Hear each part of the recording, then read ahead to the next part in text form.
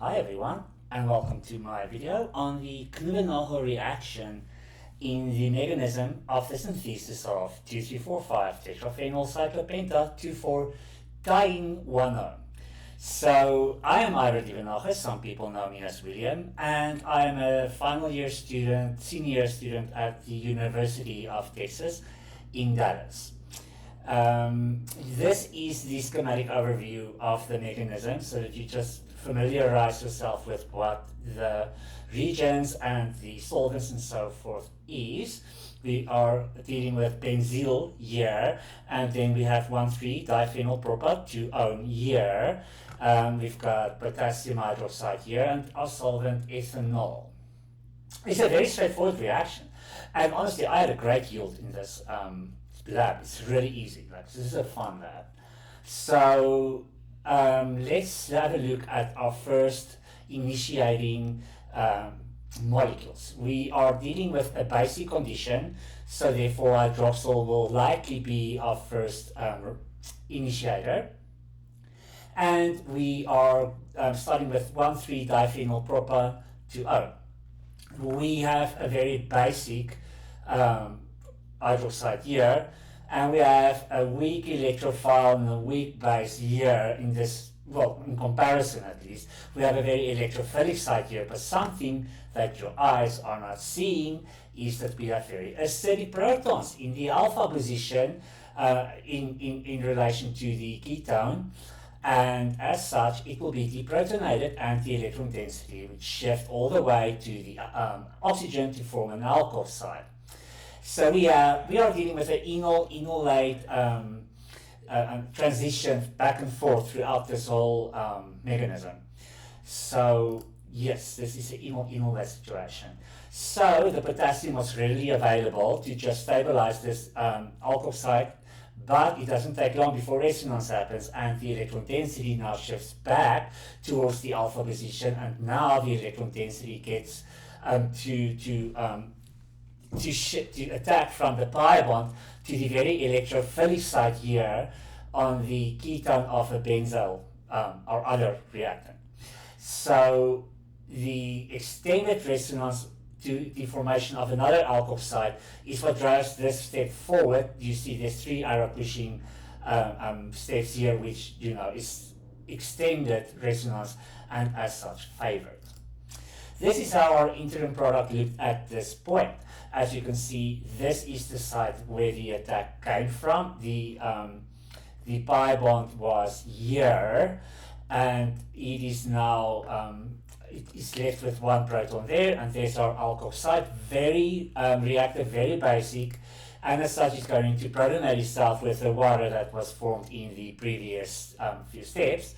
And then it's going to be a tertiary alcohol. We've got a tertiary alcohol here, 3 carbon sites connected to it, and we have our hydroxyl group back being stabilized by the potassium, but not enough for it to protonate itself again with the removal of the other hydrogen proton at the alpha position, and the same shift happens in resonance in terms of electron density. So the alkyl site will be forming again.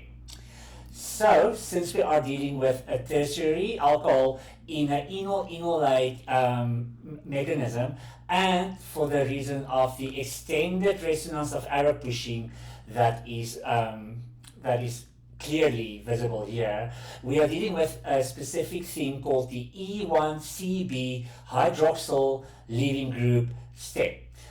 I don't know if you knew this, but this was new to me. I've learned that hydroxyls can actually be leaving groups. It doesn't have to be a cation as like water. It can actually leave as a hydroxyl in basic conditions where an enol-enolate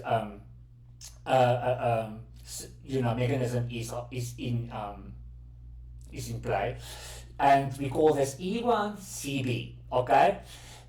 So this hydroxyl will be readily stabilized by the potassium, or you can think of it that this oxygen here will probably be hydrogen bonded with some proton already, and as such will form probably water. So it doesn't matter how you look at it, this hydroxyl will not really cause any trouble since we are dealing with the basic reaction, and it will be stabilized definitely as it leaves. So this is how our molecule looks like at this point, our intermolecule. So it is E135 tetraphenyl penta 2-in-1,4-diol. The goal of this whole mechanism at this point is to have some intramolecular ring closure. So we are hoping that 5 carbons will be from here, starting here, and extends here, and as such will close this ring from here to here. So a certain few steps needs to happen before that can come true. That's when we deprotonate the other side of this ketone at the alpha position. So it's exactly the same as with the previous step. It's the same arrow pushing, just from a different direction. However, what is a game changer at this point is the fact that there's a pi bond between the alpha position of this ketone and the alpha position of that ketone. And look at this conjugation here. It's just conjugation all over. It's very stable. So we are counting on the proton here to be acidic enough to be deprotonated so that this step can go forward.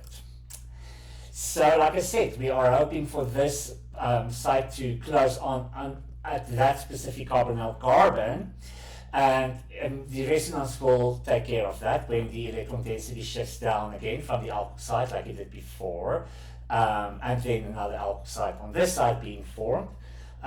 So yeah, that's basically why. This is very unstable. It's going to want to go to a position where it's going to be more stable. So this is taking care of that problem. For convenience, I have numbered our carbon sites here. It is not incorrect IUPAC formation. It's just practical for now in this order for you to keep track of which carbon is which carbon if you are, discussing this mechanism or drawing it yourself or whatever, so that you're just like, aware of which proton fits which side. So here you will see the ring closure, and I've numbered the protons here for you so that you can see which one was which one. Basically, I chose the site 4 for the original ketone of the 1,3-diphenyl propan 2-one, and I chose site 1 to be the remaining carbonyl of the benzyl molecule that was our other reactant. So this is how it looks like without the numbering. Now you have a clear view. We only have one pi bond here. Like you have seen in the beginning of this video, we are hoping to have another pi bond here or here. One of them has to give, because we are, this one cannot be, because here the ketone is part of the the molecule in the end. This one's in the way, as you can see, because if you remember how the intended product was portrayed in the beginning of this video, these phenyl rings are already in the perfect positions that they should be, and this ketone is already in the perfect place it should be. All that's missing is the double bond, the pi bond here, and this hydroxyl, alkyl side still being in the way. So it will form yet again another tertiary alcohol when it protonates itself with the water that was previously formed in the previous steps from the hydroxyl. So its conjugate acid will be protonated by the alkyl side, and deprotonated by protonating the alkyl side, and this potassium here was stabilizing this as well as it could, but in the end the reaction was being driven forward because we are dealing with yet again another E1CB rate determining step, where the hydroxyl will be the leading group again due to extended resonance when there's a tertiary alcohol, because it's a tertiary alcohol. Have a look there.